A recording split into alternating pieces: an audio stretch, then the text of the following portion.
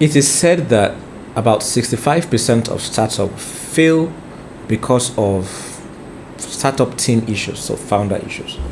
And when you are very early on, you need to have a clearly written founders agreement. And some of the terms in the founders agreement should include the following things. Number one, vision. This is what I think the company does, and this is what I think we are going to. What do you think as well?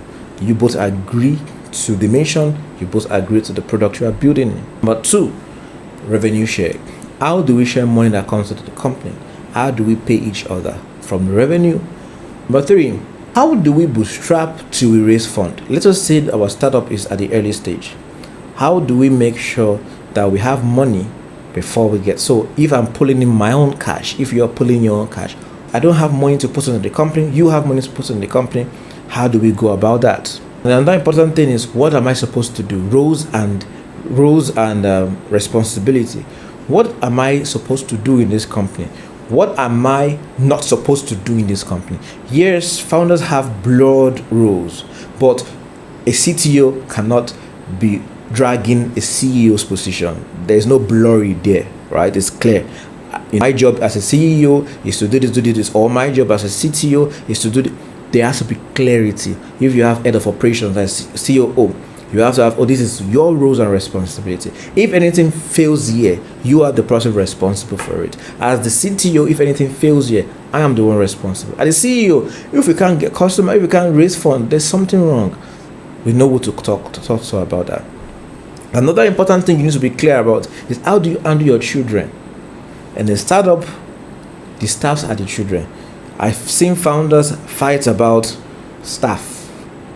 They have favoritism. How do you structure that arrangement? How do you make it clear? I will handle all engineer hires, or you will handle all operation hires. Whatever works for you, you need to have clearly written in your founders agreement. Another important topic is that you need to have in the founders agreement is, what will happen if I'm tired of this idea and I want to quit? How do we go about the whole arrangement? Then how do we do our vesting? Are we doing the standard 4 years, 1 year cliff? How many percent do we want to vest till we reach 4 years or 5 years or whatever it is you want to do? And how much equity? You could even have in your founders agreement, if before the 4 years arrive and you decide to quit, you can even put the clause there that I relinquish all equity back to you, and I relinquish all intellectual properties back to you. You need to have all those things clearly written in your founders agreement. Reach out. I am not a lawyer, so reach out to a startup lawyer. There are many other lawyers in the startup ecosystem you can reach to for advice on founders agreement. Founders agreement is extremely important. This idea that is my guy, we grew up in the same village, we went to the same school.